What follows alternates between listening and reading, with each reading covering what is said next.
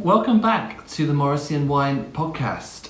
If you're a new listener, welcome. My name's George. I'm a newspaper journalist based in the East Midlands of the UK, and this is Chris. I'm Chris from Manchester, where we are recording from today. In Chris's very own kitchen. In my own kitchen sink, you can see behind us.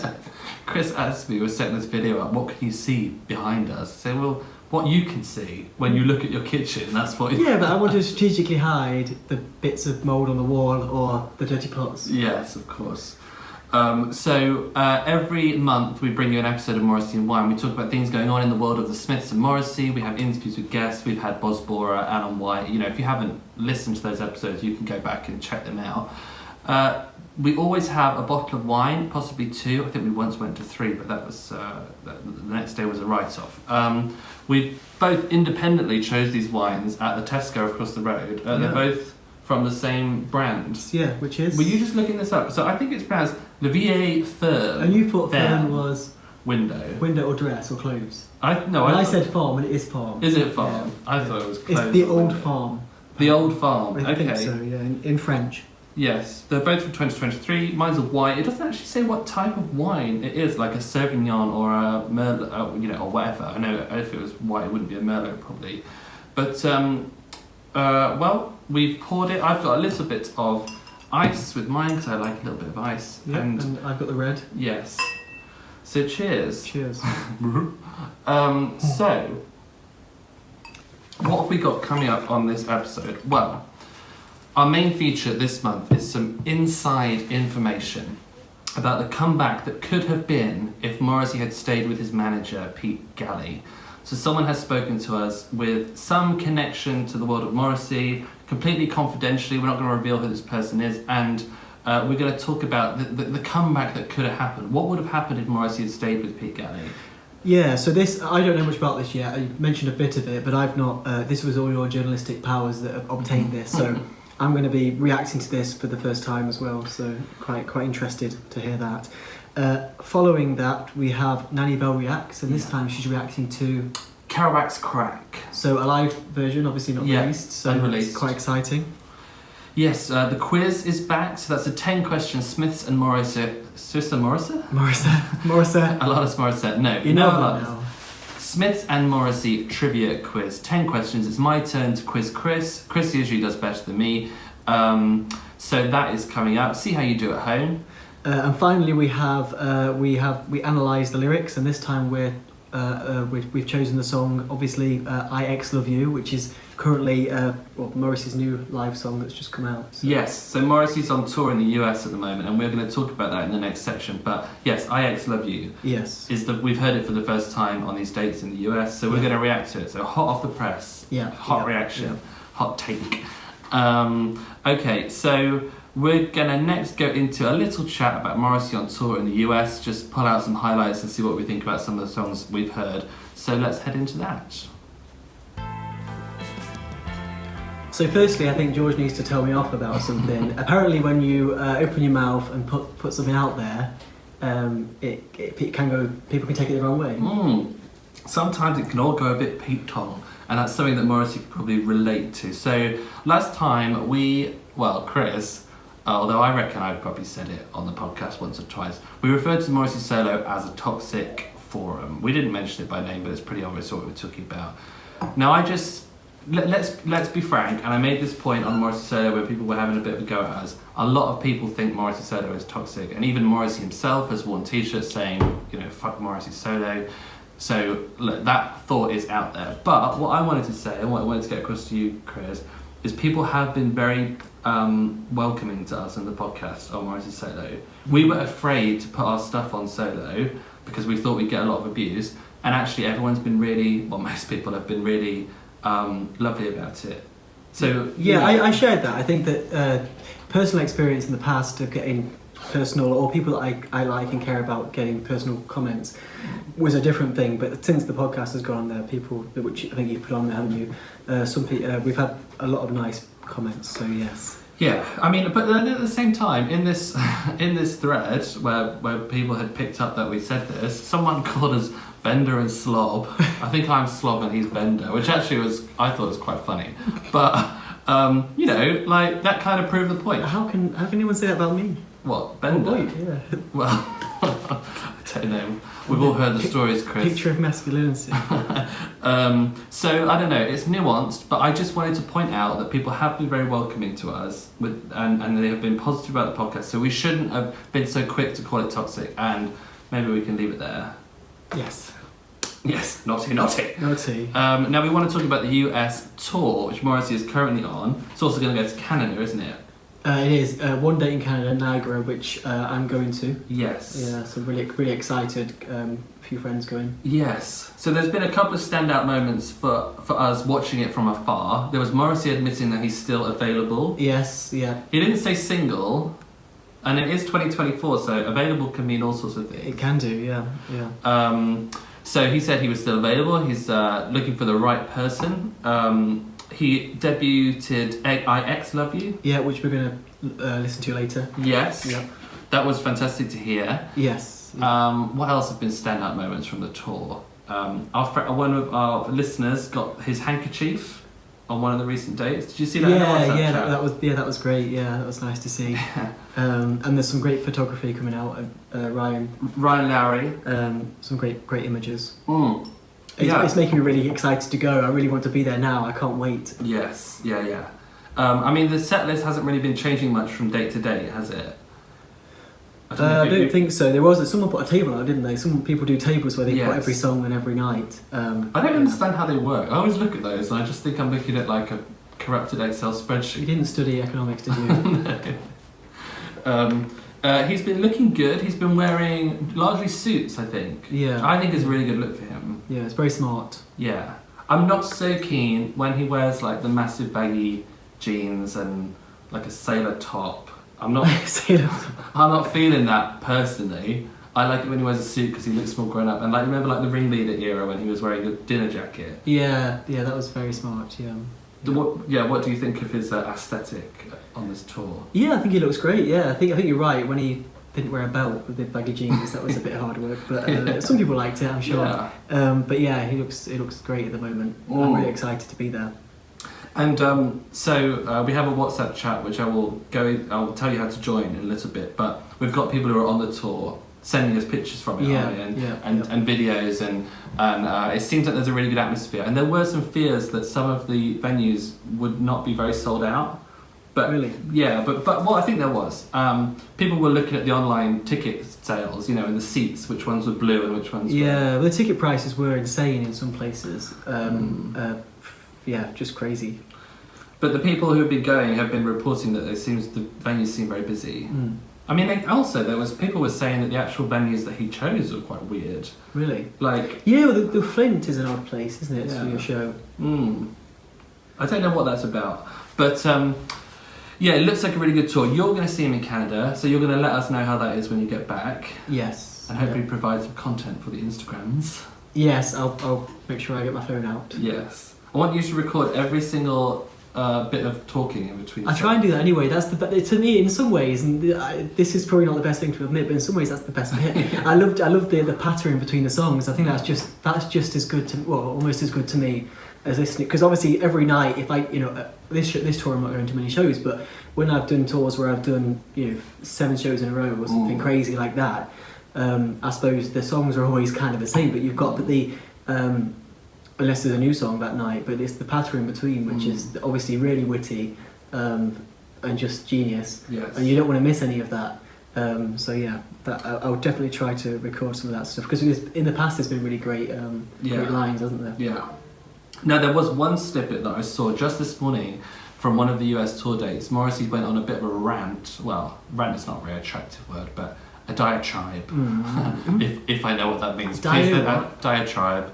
It's kind of like a rant, but please don't ask me what the definition is. But he was saying that he hates 24-hour news and he's sick of information. And he said, and opinions.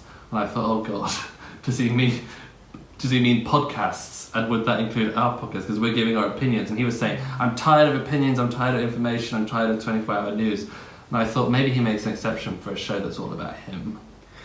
Yeah, you'd think he wouldn't want just a sycophant, sycophantic. Yeah. Sycophantic. Is that a word? Well, no, it is, but are you saying it like sycophantic or sycophantic? Because sycophantic is a great name for a band or something. Well, I said it first. So that's the US tour, and if you've got any really good pictures or video and you want to send them to us, we can put them out to the followers of the podcast and the social accounts. Please do. Yeah, some of the videos you've been getting from people have been amazing, and the photography, yeah. Oh, big shout out to Salvador Sanchez. Yes. He's been providing some amazing stuff. Great. Yeah, and has an amazing name. So what are we going to move on to next, Chris? So next we're going on to, is it the insider information next? The insider information, okay. Yeah. Well, just before we go into that, let me just mention our Patreon. So for a monthly fee of £4.50 or $5 a month, Chris is smirking because I'm doing my spiel, you'll get 5 benefits from us. So you'll get Chris and George off mic, that's a 30-minute bonus episode. Yeah. Where we go into a bit more depth, a bit more analysis, a bit more opinion, like a bit more what we really think about certain topics. Full unedited interviews with our guests for the episodes where we have guests. You can join our exclusive members only WhatsApp chat, which we've been mentioning throughout this podcast. You can choose the song that Nanny Val reacts to. And a new benefit, you will get regular deliveries of unique Morrissey and Smith's badges, which Christopher here will be producing from his back bedroom. From my fair hand. I'll create them. Because he has a badge maker, that's how cool Morrissey is. That's how cool Chris is. Yeah. And if you want to find us on socials, we're on Instagram, Twitter and Threads as Morrissey and Wine. So just search for us on there. I think the Twitter handle is actually Moz and Wine, but Instagram and Threads is Morrissey and Wine. Yeah. So let's go into insider information. Ooh. So, to the tofu of the episode. Get it, like the meat of the episode. Yeah, I love tofu. I eat too much tofu. I've never tried it. Oh no, you made me some once. Anyway, to the meat of the episode. The inside information. So, I've spoken to someone who has a lot of knowledge about the plans that were ahead for Morrissey if he had stayed with Pete Galley. I trust this person because they told me a piece of information that convinced me that they were very close to what was going on. I can't really say what that was. Divulge. No, but I am a journalist. I've been doing journalism for about 10 years. I have a pretty good sense of sources. You're not a journalist who lies. I'm not a journalist who lies. Now, that's to say that the source is genuine. Whether the information is genuine, I think we have to take all of this with a pinch of salt. But, a lot of this is going to be very close to the truth, in my opinion. Okay.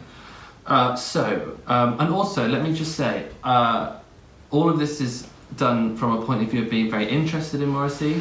It's done from a place of love. There's nothing that we're going to say here that is like criticising Morrissey in any way, or having a go.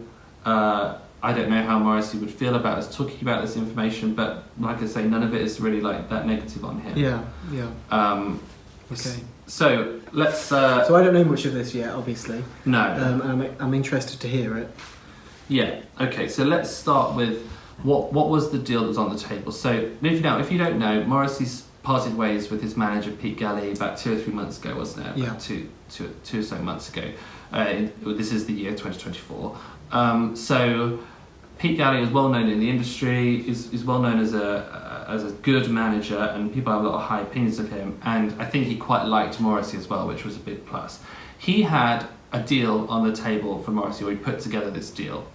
So it would have got Morrissey a big payday for some of his back catalogue. A lot of artists will sell off their rights to their back catalogue. Yeah. So it would have gotten a big payday for some of his back catalogue. It would have untangled the complicated relationships he has with some of the record deals of the past, particularly around BMG and some of those albums, which are some of the more recent albums. And it would have allowed him to release 2 new albums. So for all intents and purposes, that is Bonfire of Teenagers and Without Music the World Dies. Do you know who they would have been released with? I do, and we'll come on to that. Okay. So this was described by this insider as an amazing deal. Like, this was as good as it's going to get, The best deal. Yeah. Now, you asked about record labels. No British record labels of any serious weight were interested in releasing this new music. So they had to go to American labels.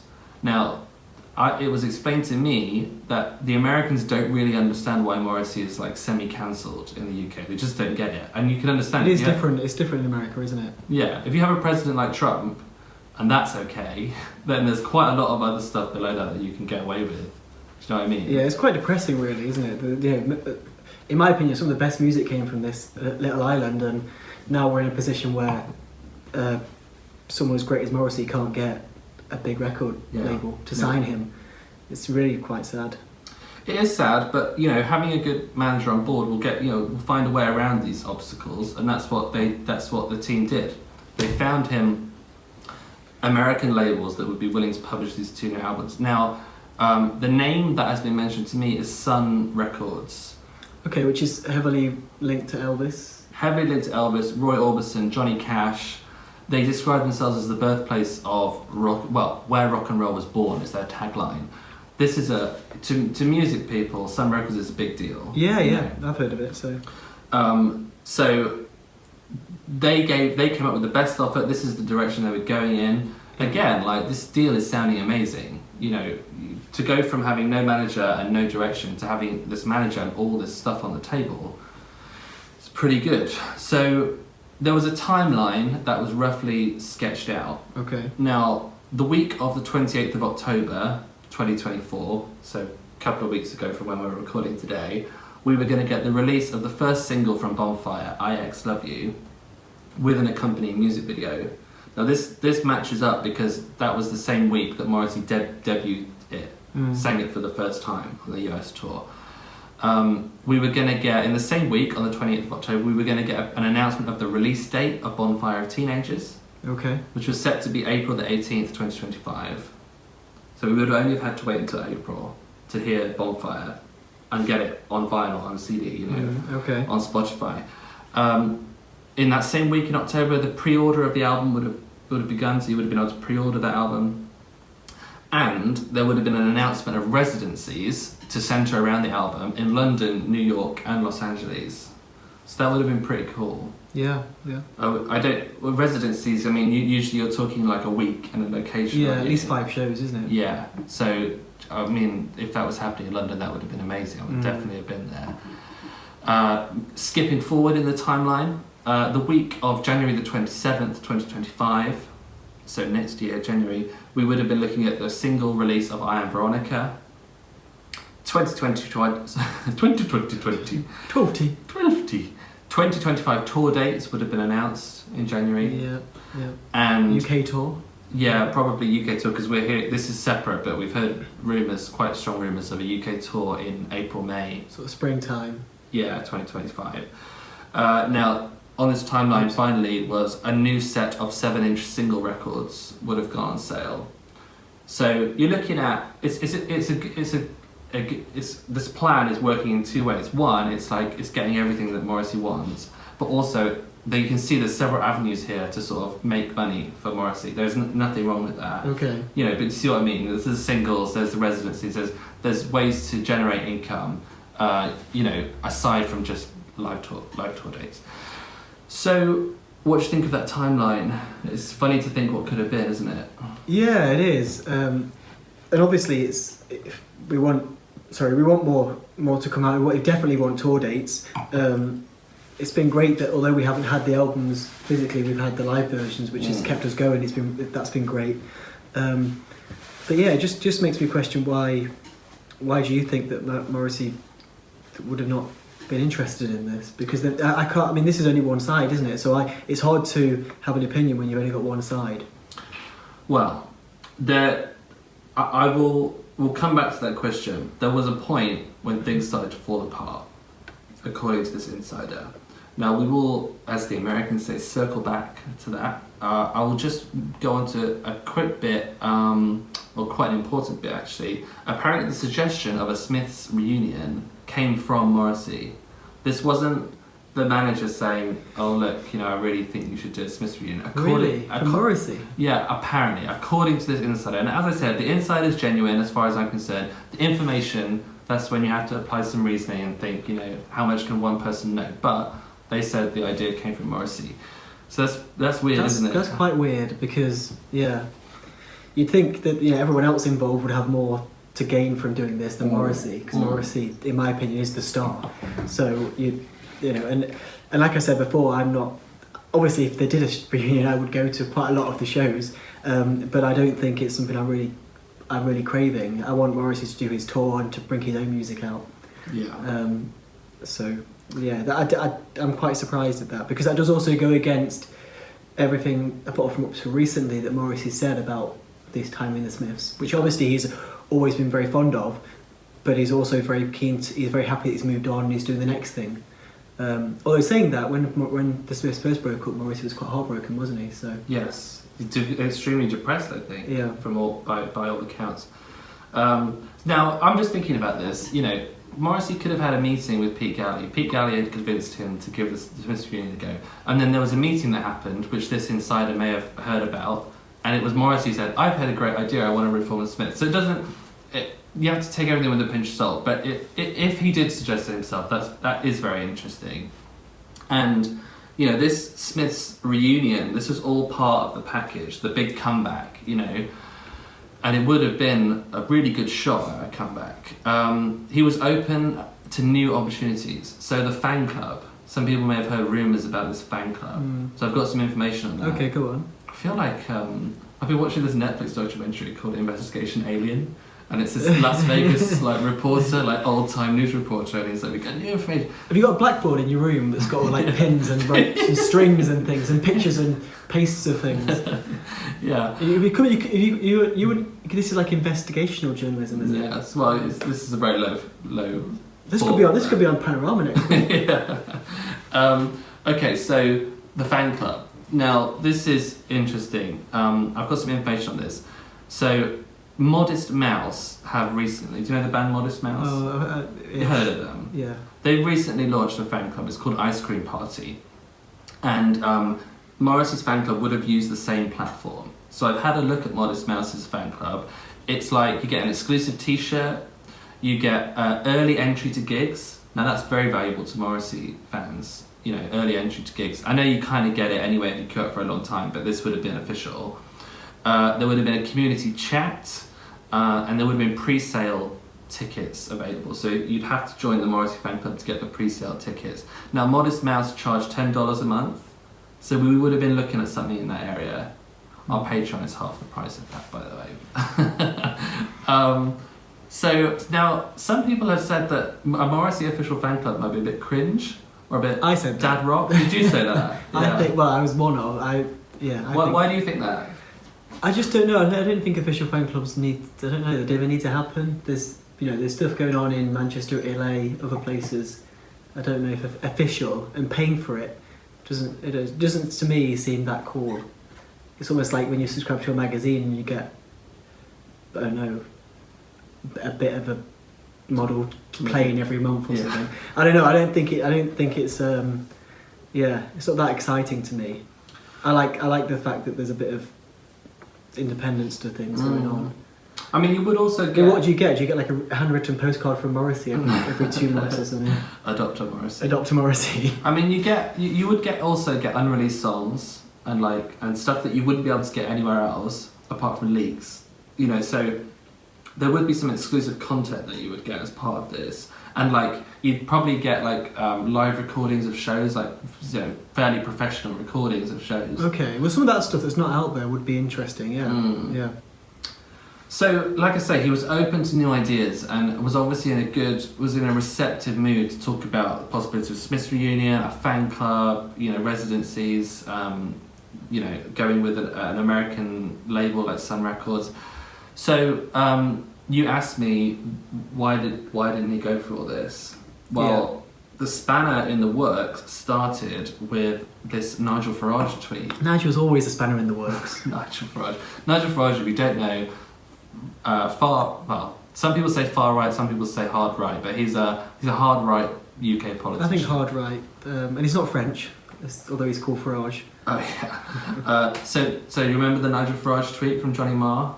Oh yeah. So this is someone who I'm kind of friendly with on Twitter called Lane. Yeah. She or he did a tweet. He, I believe, did a tweet that said, "If Oasis can reform, then why can't the Smiths?"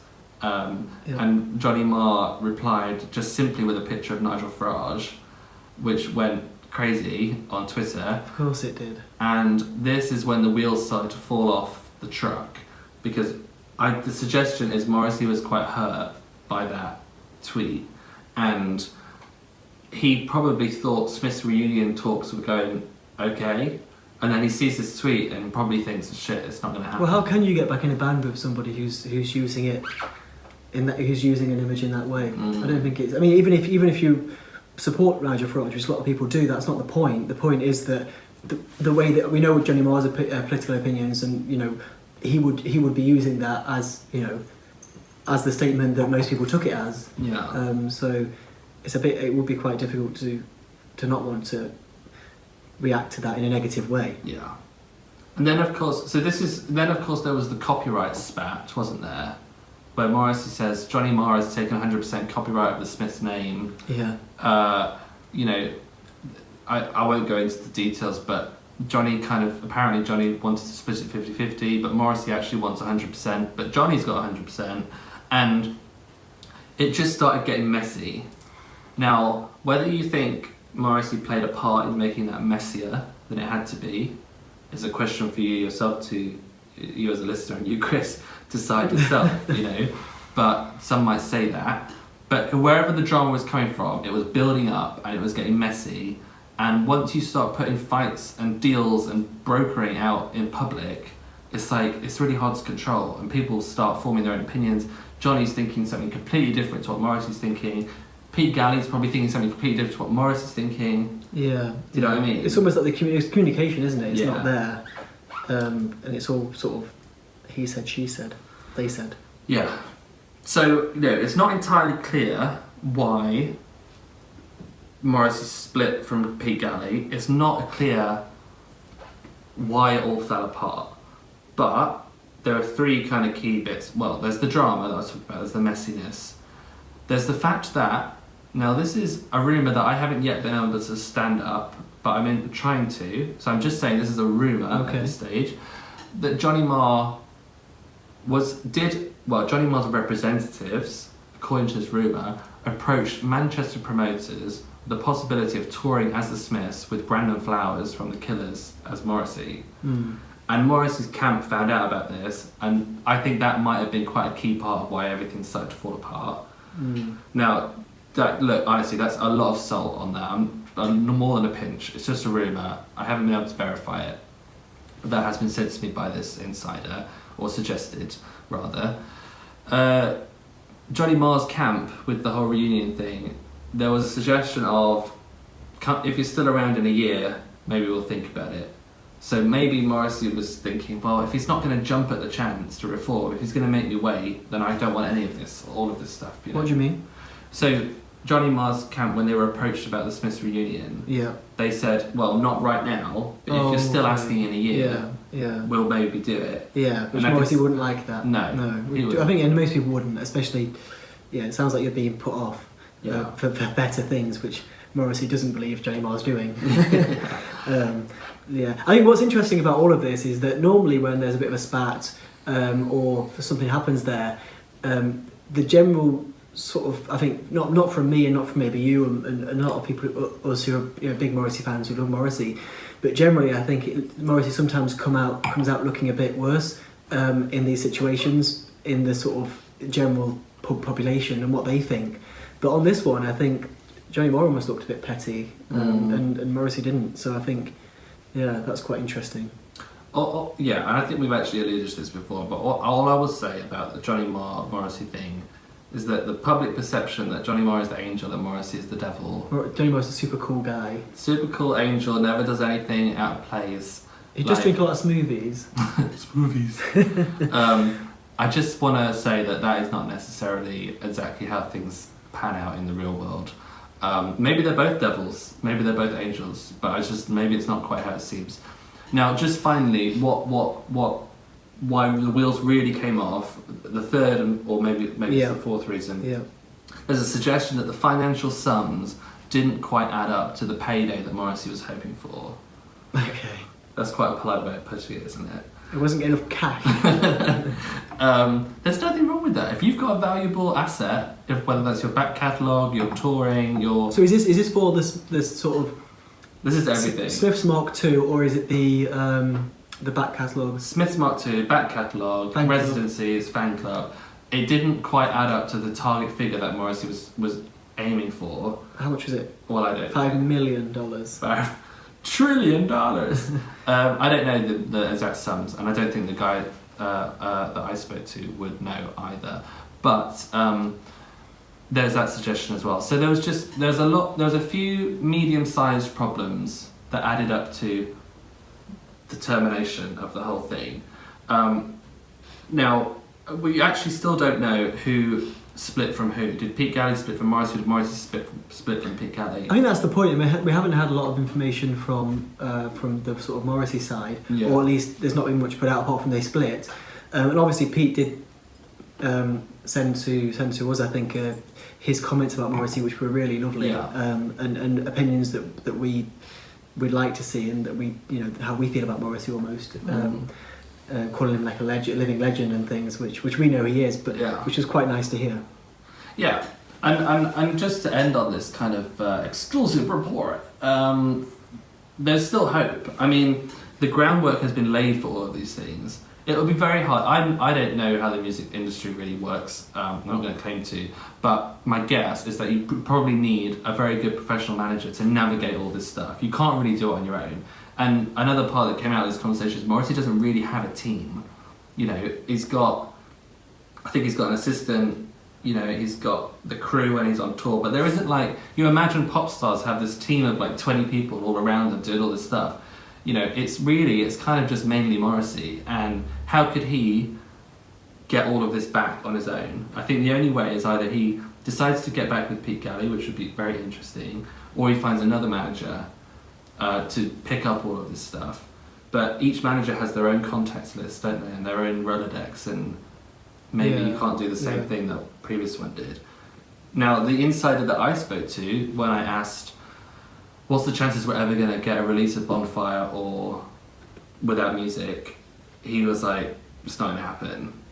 It's just I think not. they are going to come out, I believe. Yeah, but why? How? I mean, it's all the information you've given there has been really interesting, and I think I don't understand, even as probably the new how the music industry really works. I don't understand that side of things. I imagine Morrissey's got a very good idea of that from being in it for so long. Although in many ways he doesn't like how it works, but yeah, I just think that the music, there's such a demand out there for it, and I think if it's been recorded or it's being recorded, wherever it is at the moment, I think it will eventually get out. But yeah, I think it's, and I also don't like to think of Morrissey's the sort of money side of it. I don't like to think that as being a driving factor. But you're right that it is. It's a business. It is show business. I mean, the thing is though, there's only 3 ways that Morrissey's unreleased albums could be released. I'm sure there's more, but to me, the main ones are a record deal. Well, he's had a really good record deal, if this insider is to be believed, and he turned it down. Yeah. Self-release. Self-release. He's been pretty adamant that he doesn't want to do that. And in fact, this insider also said, he's not interested in that.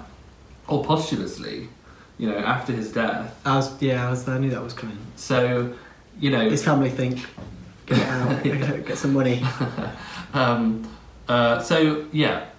I think there's only 3 main ways, and all of those seem impossible. And obviously, Morrissey's going to die one day. That's not impossible, but that's not. It's quite a sad way for it to happen.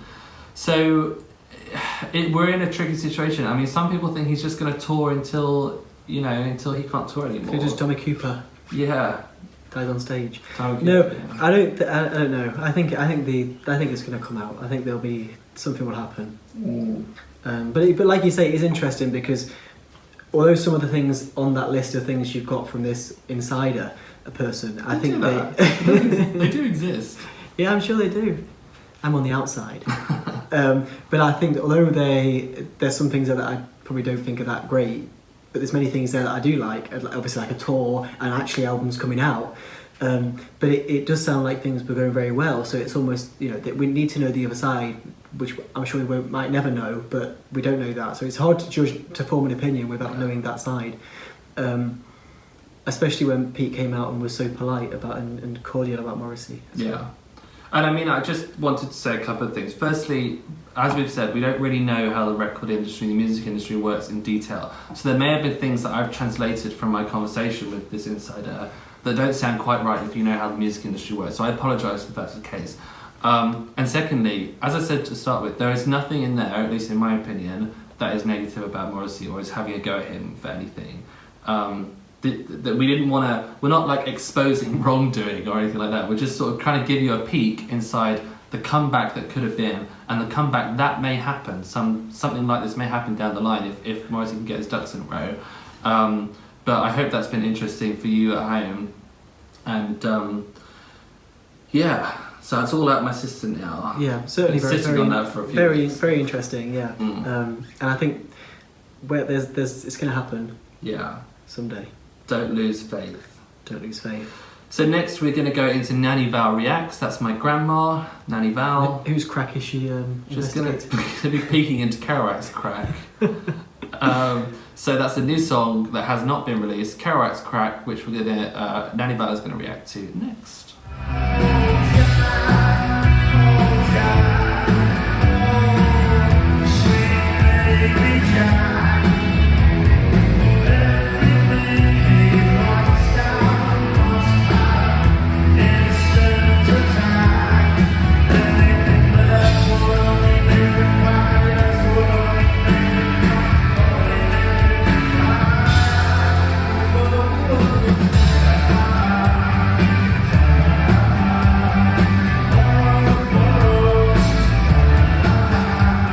Welcome back to the Morrissey and Wine podcast, Nan. Thank you. Thank you very much, boys. How are you doing today? Had quite an adventurous day, quite hectic. Yeah. You've been helping me with my house move, haven't you? Yes. Well, you were in Manchester and we were in Derby, but so you're saying that George has moved house and he's escaped to Manchester to do a silly podcast when he could have been moving his own house? Not right, is it, George? Look, you've got a good family. Look, you've got a good grandma. Yeah, a good nana. Thank you, Nan. I'm looking forward to seeing all the boxes unpacked when I get back. But anyway, Nan, this time our Patreon subscribers suggested, about 10, 12 songs for you to listen to, and you went through them and you decided on which song. I should probably pronounce it wrong, but Kerouac's Crack. Kerouac's Crack. So I didn't realise that you chose this song. Yeah. Well, out of them, because they wrote a lot and I couldn't listen to them. Yeah, that's really interesting because as you might know, this is a song that's not yet been released. It's an unreleased song. So the version you listened to was a live version. It was a live version in Blackpool in September 22. And he had a big Ina Sharples t-shirt on. So what was it that drew you to this track? Well, I usually look at the lyrics first because I think that's Morris's biggest input. And I usually look at them. And when I sort of looked at the lyrics about 47, what was it? About you've lived long enough at 47 or whatever. And I was like, I bet this would be a bit drear. But when I listened then to the music, it was quite upbeat and all this tra-la-la-la and all this sort of thing, And so I thought, I need to know more about this because it meant absolutely nothing to me. And when I started looking at all the information about it that I could find online, obviously it was quite an important era and I knew nothing about it. This guy, what was his name? Jack Kerouac, from 1922 to 1969. And he was this Beat Generation, him and two others, the two he mentions, the Burroughs and Ginsberg. Yeah, a little trio. They were like the Beat Generation and they were novelists and painters and poets and all that sort of thing. But that developed gradually into what I was aware of beatniks, which I didn't know that. I never knew really what beatniks were, other than they were a bit off centre a little bit, you know. But he's obviously, I think Morrissey always intends that he sort of spurs discussions. He wants us to listen to what he's saying, not superficially, but to take more interest in why he's singing about this particular person event. And so, I find it quite interesting. He obviously was very taken with the novelist. He wrote a novel, On the Road, which was a very important novel. I know nothing about it, but it was an important novel. And there's several quotes, and I thought, oh, I could imagine Morrissey actually saying that. Shall I read one to you? Yeah, please do. One of his famous quotes was, "My fault, my failure is not in the passions I have, but in the lack of control of them." One thing he would say. "Great things are not accomplished by those who yield to trends and fads and popular opinion." And I thought, any of that Morrissey could write. You know, it's his ethos, isn't it? It's his sort of philosophy, I think. So I can see why he would be so interested in him. I don't think he was a particularly good character. He died at 47, as he states, through a life of heavy drinking and LSD and God knows what. I mean, what did you... So that line that you mentioned, 47 years is enough time to live. I mean, Morrissey is, to be fair, you could imagine a 20-year-old singing that, but Morrissey's singing that in his 60s, and he's still saying that's enough time to live. So I wonder, what do you think of that line?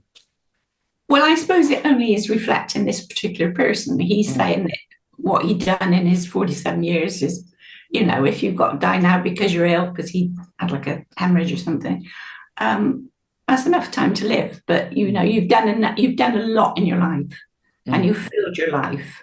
You know, you didn't need to live longer. It would have been good if you did, but you didn't need to. I assume, you know, with everything I say to him, he gets it. And so he... I have this innate sort of understanding of Morrissey now. Well, we're all just muddling through. We are. I mean, So he says he calls the song Kerouac's Crack, which I couldn't help but laugh at when I really thought about it. Did you like the joke, and did you think that was a decent? I just assumed it was his Irish background. I mean, they always say in Ireland, have a good crack. It's a good. Is there other? I don't think it's that clean, is it? I think he's saying Kerouac's bum. I think that's the joke. There was reference to sloppy sailors and things, which I was going to mention sloppy sailors. Yeah, I probably was. And of course, crack. If you were talking about the Irish crack, it would have an I in it, wouldn't it? CRAIC. Yes. So I think, as you know, I think it's Morrissey likes a pun, and he likes a bit of tongue-in-cheek humour. So I just Well, it's always what was it about? Sweet Jack. What was it? Sweet Baby Jack. Yeah, Sweet Baby Jack, and all this sort of thing. Like, you know, he's almost as if he's singing about a child, but obviously not. You look like you want to jump in with something. Yeah, I think that I was going to ask why you think that Morrissey chose to sing about Jack Kerouac. Was it because you've done a bit of research, as you've seen, and obviously we've mentioned Sweet Baby Jack, and I think that one thing that I know about Jack Kerouac is that he was very handsome. So I don't know if that's... I've seen pictures of him. Yeah, but obviously by the time Morrissey would have been reading his work, his novels, or any of his work, paintings, poetry, he was obviously a poet, he would have already been an older man. He was born in 1922. So he would only be thinking of his life, I think, and who he was, and, you know, not he would have been not someone that was attractive to him at that age. I wouldn't have thought.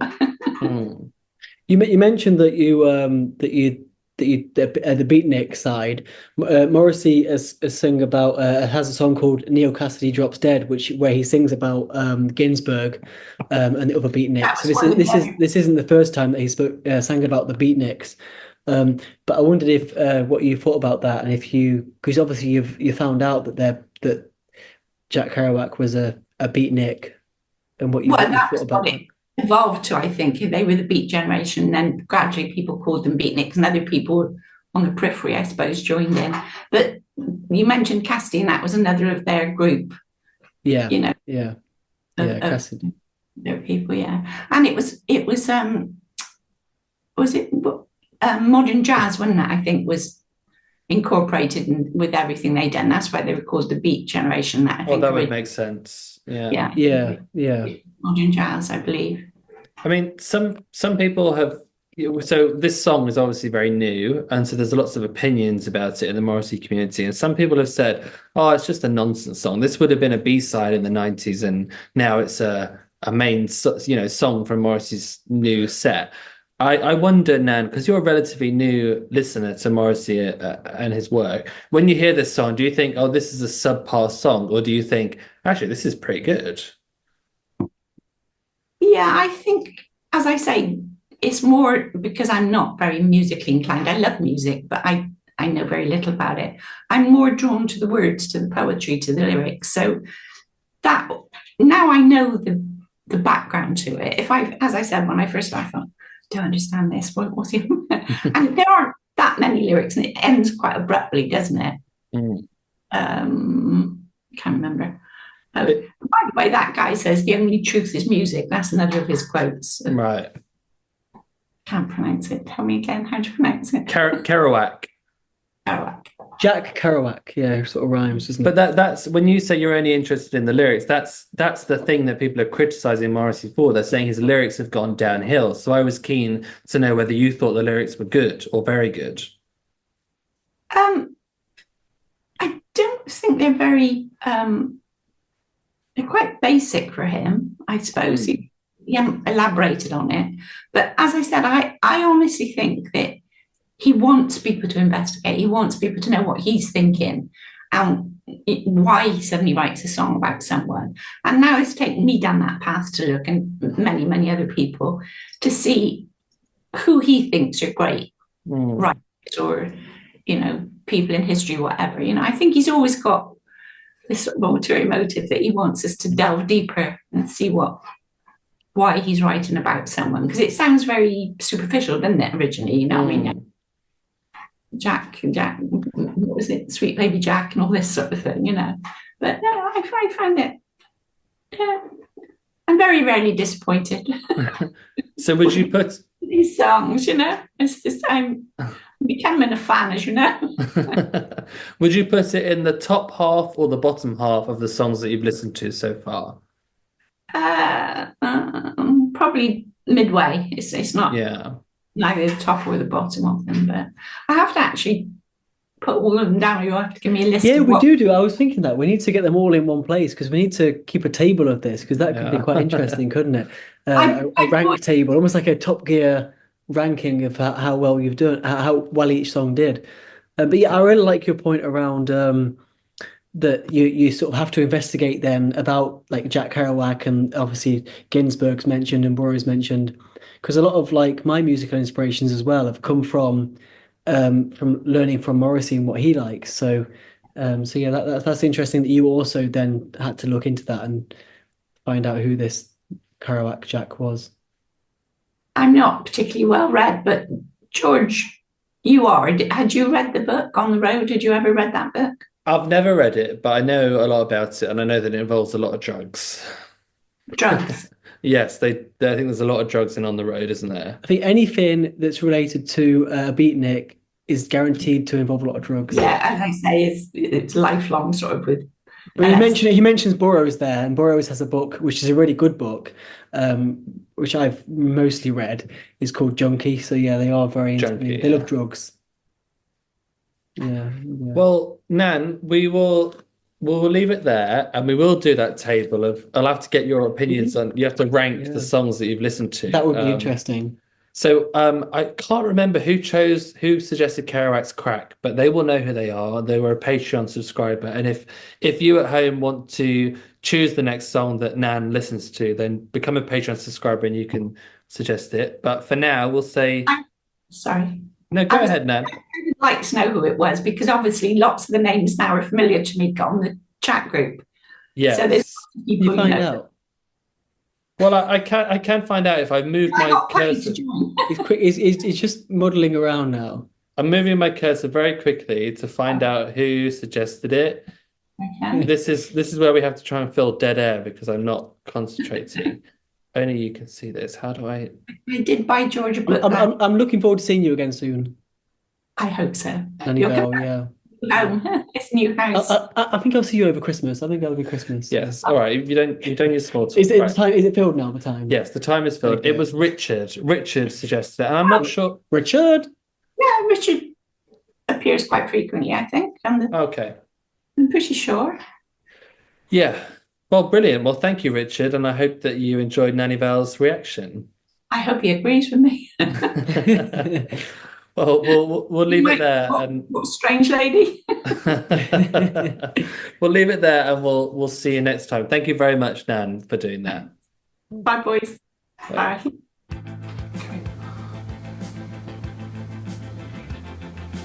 So that was Nanny Val reacts to Kerouac's Crack. Kerouac's Crack, yes. Cool that we're doing like reacting to songs that have just come out. I really like that. Yeah, unreleased. Yeah. Unreleased. Yeah. So, why? Yeah, my glass is empty. So you poured yourself a glass in the meantime. Yeah. but- Yeah, well, we had a little break for lunch, and I thought I'd pour myself a little snifter, you know, some red wine. Lovely. Lovely. You know, I heard that they did a survey of like what's the UK's favourite sound, and they said it was pouring wine. Really? I might have said that before. It's hard to remember. Not the 10 sound of episodes Ingle in. Humperdinck. No. Okay, so should we go into the quiz? Yes, let's go into the quiz, shall we? Okay, so the quiz theme music. Let me just line it up. Okay, give me 2 seconds.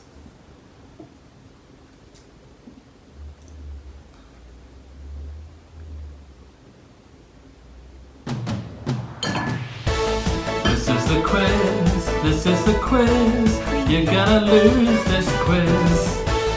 You are not good at the quiz, but I am, so that's okay.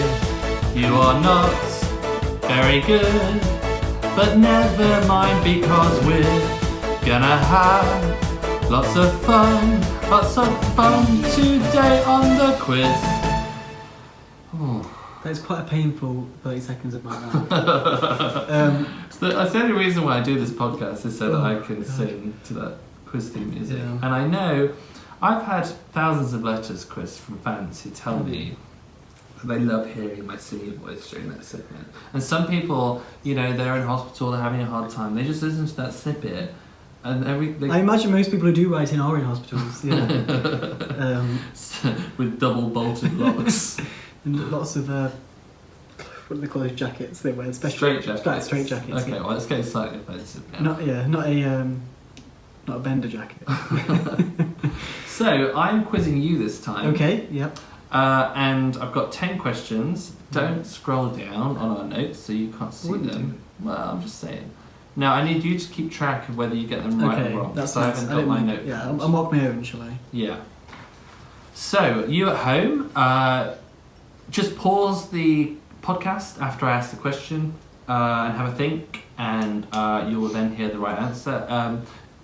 If you're in the WhatsApp group, you can let us know directly how well you did. If you got 10 out of 10, you're not in the WhatsApp group, you're not a Patreon subscriber, just email us. We want to know who's getting 10 out of 10, so we can build a database of the world's biggest. What's the email? Morrissey What's the fans. email people can email? The email address is themorrisseymercury@gmail.com. Okay. But you can also get us on Instagram, Threads, WhatsApp, Twitter.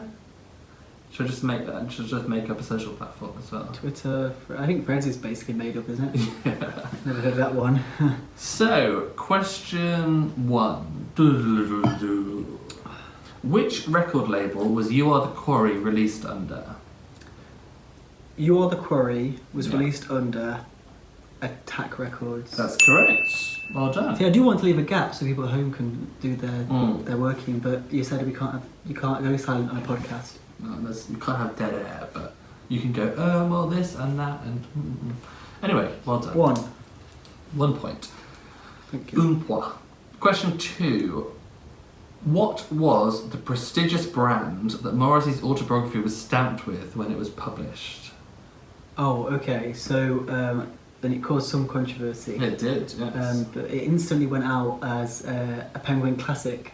which puts it in the same league as Orwelly stuff, I guess. Orwell. Why set me up like that? That's what they call a hospital pass. As if I know the other Penguin classes. You've got a degree, haven't you? Yeah, but it wasn't a degree in publishing. Oh no, it was in art, wasn't it? It did start with a P, it was philosophy. But, okay, Penguin Classics, very good. Correct. Okay. Question 3. Which song contains the line, breakfast in bed and I'll bring the paper in later? Okay, so I give the album first. Yeah. Southpaw. Yeah. And the song was Best Friend on the Payroll. Correct. Very good. Question 4. Which London borough did Morrissey say has taxi drivers that never stop talking? This is Camden. Camden. Correct. From the song Come Back to Come Camden. back to Camden, yeah. Yes, there's a You Are the Quarry flavour to the first few questions of this quiz. That's because that's the album you were looking at. Yeah. It's getting quite hard. It's quite hard to do the questions. Yeah, well, I mean, I must at this point give due credit to the Mozzopedia because I comb through it and I find tidbits and then I ask the questions. But Alan White said it's all shite. Yeah, no, wasn't that Bosbora who said it was all shite? I think it was Bosbora because he was like, oh, where are you getting all this information from? And we said Mozzopedia and he said, oh, well, a lot of that is rubbish. Oh, okay, it was Boss. I don't think it is rubbish. Well, you know, the truth is somewhere in the middle. Question 5, slightly tougher one, we're ramping up. Which old school Hollywood acting legend was Morrissey obsessed by, but later said had a candid passion for killing animals after reading his autobiography? Oh, I think I did know this at one point. Mm. I don't think it's James Dean, because I just don't think it is. Yeah. Tough question. I mean, it's you know, if you don't know it and I give you the answer, you'll think, yeah, that was one of the main ones that I could have said. Okay, I'll have to say James Dean because I don't know. Okay. I know it isn't James Dean.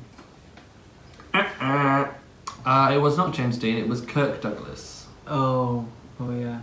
Yeah. What does he do then? He pulled the wings off butterflies and things. I don't know. I think in his autobiography, I think he must have explained that he liked hunting or something like that. Oh. You know, which Morrissey wouldn't have been very impressed with. No.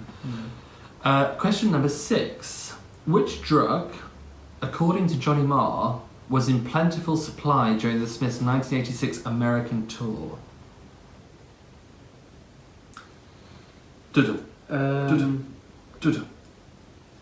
Heroin? Is that your final answer? You think that all the Smiths were on heroin? No, I don't think that was his heroin. Just one of them. I think cocaine. Correct. Oh really? Okay. Cocaine. And for answering that question, you get a block of cocaine. A block? Oh good. That'll last me 3 weekends. Okay, question number 7. Which brand of household cleaning products did Morrissey become enamoured with around the time of Viva Hate? Enamoured? Enamoured, do you know what that means? Yeah. Yeah. I think I know what it means. I'll say Daz. Is that your final answer? No, you said it now. No, I don't know what it is anyway, so... I thought you would know this because I knew this. It wasn't new to me when I read it in Mozzopedia. I did know this. But you said Daz, so that's wrong. What is it? Did you know it at home? It's E-cover. There are pictures of Morrissey with bottles of E-cover.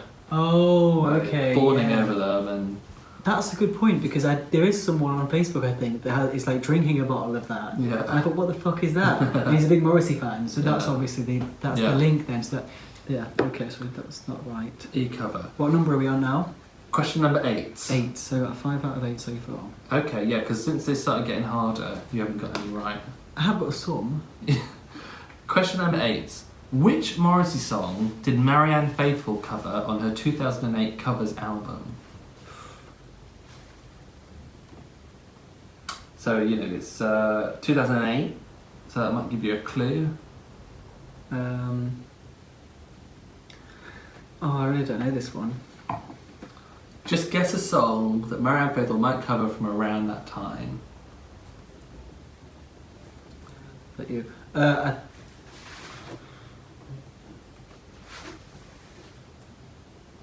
Me Kiss You.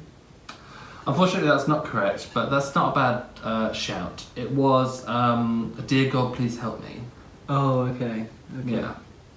So, yeah. Didn't get that one. Never mind. Okay, slightly easier one. Question number 9. What is worth more than 2 in the hand? The Boy in the Bush. Correct. What song is that from? That is from Handsome Devil. Handsome from Devil. By the Smiths. Yes, by the Smiths, yeah. Okay, question number 10. 10th and final question. What was the first name of Morrissey's late mother? Oh. I did know. I mean, you could get an alternative point if you can tell me what she did for a living. She's a librarian. Yes. But she. Oh no, I think I know now because I remembered the surname, so I remembered the first name. Yeah. Elizabeth. Correct. Very good. Because it was the same name as obviously the late Queen. But yeah, both late. Yeah, the Yeah. Queen. Brilliant. Okay, so what did you get? 5, 6, 7. 7 out of 10. Not bad. Did you do better than Chris? Let us know. Now, what have we got coming up after that wonderful quiz? Let me look through our notes. So next we have, so coming up after this, we're going to react to I X Love You. And there's nothing you can do. Now, just before we go, what? Nothing. Being rude. Just before we go into that, I'm just going to mention we have got some t-shirts coming out. So, Bo, who runs the All You Need Is a Mars Instagram account, which you're probably familiar with because he has loads of followers, he does loads of Morrissey Smith memes. He's designed some t-shirts for us. They're not meme t-shirts, they're quite classic. They're not meme lord t-shirts. No, quite classic Morrissey Smith designs, but completely unique, only available from Morrissey and Wine. We're going to get them out in time for Christmas, so you may want to order them for Christmas presents. Be free UK delivery. They're really cool, aren't they? Yeah, they are. There's one in particular that I had a bit of input. Oh yes. Yeah, I'm very keen on that one. So we're gonna get some images out quite soon because they're being delivered. Yeah. They're I need to actually get your lazy ass to the post office to pick them up. Yeah, I need to go to. They arrived a couple of days ago. I need to go and pick them up. But yeah, the one that Chris particularly likes features Patricia Routledge. Yes. From Keeping Up Appearances, the and BBC sitcom. Alan Bennett, Talking Heads, and quite a lot of things. Yeah. So we have put a lot of thought into them. They look really cool. You know, if you buy one of these, you're probably going to be the only person at the Morrissey concert with this particular Morrissey Smith t-shirt. So stay tuned for more information on that. We will let you know on the socials, and probably by the time we do the December podcast, we want to get some images out of them, don't we? Yeah. Take some nice pics. So, yes, let's go into our reaction to I X Love You. Dear one, step right through. Be free of cold stone walls. Now let me brush your hair. And just imagine we're not here. And like a clean shot to the head, I X love you. Freedom wasted has never ever tasted so good. So, that was I X Love You, which has just been debuted on the US tour, which is currently happening. As we said, it was debuted on the same week when it was supposed to be released as a single if things had gone that way, but unfortunately not. It's like always such a pleasure to hear a new Morrissey song, isn't it? It always is such a pleasure. I mean, this is I only reserve this level of excitement for when the next season of Curb Your Enthusiasm comes out, which is obviously a masterpiece in itself. Yeah. But I love I X Love You, and yeah, it's so great to see the music, and it's so hard not to be there and to not have been there at the first time, and great, really, really exciting. I mean, I think that we're only hearing this through recordings from the audience perspective of the live sound. Yeah. So it's going through quite a lot of layers of compression and whatever before, when we hear the studio version, I'm sure we will at some point, I hope we will, that will sound a lot cleaner. to me, there's just a slight, I'm just feeling like I'm not getting the full song. Yeah. But we can get a pretty good impression of it. So the storyline, Morrissey is saying, "Oh, come in, sit down. Isn't everything so lovely? And I love you. And by the way, I ex love you." And he says, like a clean shot to the head, "I ex love you." Now, so it's kind of like a comic setup, like you think everything's going to be fine, and then someone lands this big surprise on you. But it's very Morrissey to come up with a phrase like "I ex love you," isn't it? Yeah. Like no one's ever said that in my life. I've never heard anyone say "I ex love you," but as soon as Morrissey says it, it kind of makes sense. Yeah, it is. It's one of those things you think, why haven't I heard that? Why couldn't I think of that? But obviously Morrissey can think of those things. But yeah. I mean, so I'm just going to grab the lyrics here. I've just got them up. I think one bit that stands out for me is the freedom wasted, never ever tasted so good. And that's quite an interesting line. That's probably the line that stands out for me. Yeah, but I can't make head or tail of it. Well, it's almost like a bit of a tongue-in-cheek thing in my mind. It's like, well, I've got freedom, but really I'm not. It's almost a bit like I changed my plea. The song in that song where he wants where the sort of freedom is wasted, because it reminds me of that song. But also this song reminds me of a bit of sort of Brow of My Beloved, which I've been listening to quite a lot recently, where Morrissey sort of, I'm stuck here, sat with you know who. Yeah. I think there's a bit of that to it as well. I mean, to think about freedom wasted, never ever tasted so good. So presumably when he's in the relationship and he's got bored of it, but he hasn't broken up yet, he's saying that's when freedom was wasted. So why is he saying after breaking up, that has never tasted so good? I don't understand. Surely freedom has never ever tasted so good, not freedom wasted. Do you know what I mean? It's like it's weird. It's a weird line. You just confused me totally. I thought that I knew why I liked that bit of the song, but now you've ruined it now. Yeah. But I texted this to my stepmom, Magia, and she loved the song. She said she listened to it like 5 times and she really liked it. Yeah. But she said, "I don't understand that line." And I was like, "No, I don't." But I think it's very Morrissey to like say something that doesn't really make logical sense, and it just makes you think about it, and it gets in your brain, and then you're thinking about that line all day. I'm sure Morrissey has a justification for what it means, but of course it's a beautiful rhyme. Freedom wasted has never ever tasted so good. The rhyme is within the line, isn't it? But is he talking about? Is that time that he's talking about? Is that when he's in the relationship or when he's out of the relationship? Well, surely the fact that it was wasted means that he was in the relationship and he regrets wasting that time. Although I suppose no, he's sort of saying that then it was not that bad in a way. If you're talking about it like that, we're getting down rabbit holes now, I suppose, a little bit. But if it was in the relationship, which it could be, then he's saying that although it was wasted, it was fun in the moment. But then if it was afterwards, it could be sort of freedom wasted, never tasted so good. I'm not in a relationship now. I'm sat watching telly, and just. But I like that feeling of just being sat around. So it's confusing now. You've confused me. That does make sense because Morrissey often describes his life as a wasted.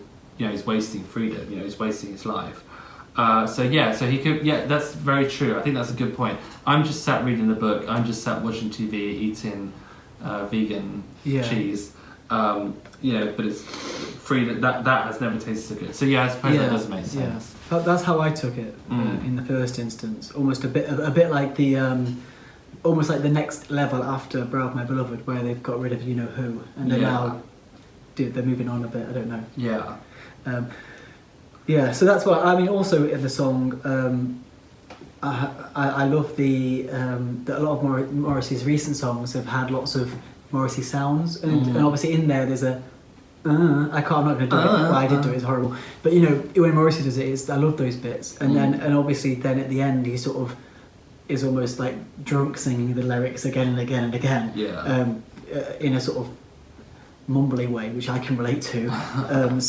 Which is great. Yeah, Morrissey sounds. Which we always love Morrissey sounds. Yeah, I mean, sometimes I think that he slightly overdoes them, and I wonder if maybe lyrics would have been better in the place of those sounds. But with this song. I don't know, 50-50. I always like a Morrissey sound, you're absolutely right. I don't think Morrissey can overdo Morrissey sounds.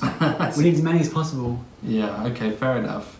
I mean, I don't know, So with some of the recent songs that have come out, I've seen on like fan sites and stuff, some people saying, "Oh, it's just another nonsense Morrissey song," or "These lyrics are so weak." I don't really feel that. No, I think this is a really strong song. I like it, and like you say, maybe there's certain bits that I've not quite understood or interpreted in my own mind yet, but I like the sound of it. Yeah. I think this one is. I mean, in the previous albums, all the recent songs that have come out, one of my favourite ones of all of those, of the unreleased, of the arsenal of unreleased, is Sure Enough the Telephone Rings, and this song has similar, in my mind, has a similar sound. I don't know, so that's how I feel. I think this was obviously, it was going to be released as a single. Would it get airplay on Radio 2, BBC Radio 2 in the UK? That tends to be a pretty good signifier of if a song has gone mainstream, if it's on the A playlist on Radio 2. Like, for example, I'm Throwing My Arms Around Paris was. I don't think this one has the mass appeal of Paris. In my mind, I think it's a better song. I prefer this kind of song. But I agree with you that maybe that's why we like Morrissey in some ways, is that he has that kind of appeal. It's not created for everyone. And I think also the one thing we don't touch on often, because we're not really in that, we're more lyric people, aren't we, than music people, I suppose. And it is about Morrissey, and he is the lyricist. But I think the music sounds really so nice on this song as well. Yeah. I mean, that's as far as I can go, because I don't know much about actual creating music, but it sounds great, and especially at the end when the sort of band get a bit of time without Morrissey in the middle. Yeah, and it goes to a totally different direction, it quite does. dark. Yeah, it does. Yeah. No, I was just going to say, on the subject of Radio 2 and being on the playlist. So I mentioned I sent this to my stepmom, Ajit. Yeah. So she listens to a lot of Radio 2. So I think she's quite a good case study for like what She's your focus group. Yeah. Now she said she listened to it 4 or 5 times. That line about freedom wasted kind of confused her, and she was thinking about it. But she also said, "Oh, this is just typical Morrissey," with the "IX love you" thing. And so that makes me think, well, if it was released, would there be a lot of people? So she really likes Every Day Is Like Sunday, but that's the only song she likes of Morrissey's. So she's going back to the 80s. Yeah. But if 90s. Yeah, but it is 80s. Every Day Is Like Sunday was 80s, wasn't it? Yeah. So, if she does represent that kind of wider demographic of people who listen to Radio 2, maybe, you never know, maybe it could have gone on the playlist and maybe people would have liked it. Yeah. Now... It might yet do. What? It might yet do. Might yet do. Such a weird way of phrasing. Might yet do. Now, we are going to discuss something along these lines in Chris and George Off Mic. So, if you're a Patreon subscriber, you can listen to the half-an-hour bonus episode every month, Chris and George Off Mic. We're going to talk about, because I'm thinking, well, one thing about why it might not end up on the Radio 2 playlist these days in the UK is because Morrissey is semi-cancelled in the UK, but he isn't in America. No. And that's what we're going to talk about. Why is he why is he in the area of cancellation in the UK but not in America? What else are we going to talk about on Chris and George Off Mic? We're also going to talk about...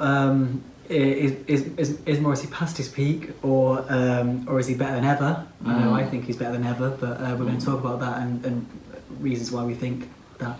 Yes, because there's been a lot of chatter, like we mentioned before with this song, oh, Morrissey's just releasing nonsense songs now, blah, blah, blah. Well, that's an interesting point. It deserves some examination. We're going to talk about that in Chris and George Off Mic. We're also going to talk about a couple of other bits, a couple of other topics, which I think you'll find interesting. So join our Patreon subscribers by listening to that episode. Now, if you do subscribe to the Patreon, don't forget you'll get entry into the exclusive members only WhatsApp chat. You get regular deliveries of Smiths and Morrissey badges made by Chris. Yeah, I make them. Dear Chris. You can choose the next song that Nanny Val reacts to, and when we have guests, which we do pretty much 90% of the episodes, you can listen to the full unedited interview with the guests. So I was going to have some more wine. I think some more wine. The end. No, I think more wine. Yeah. More wine. All right. So we'll just pour a goodbye glass of wine. Because I just want to say that you bought the wine, didn't you, George?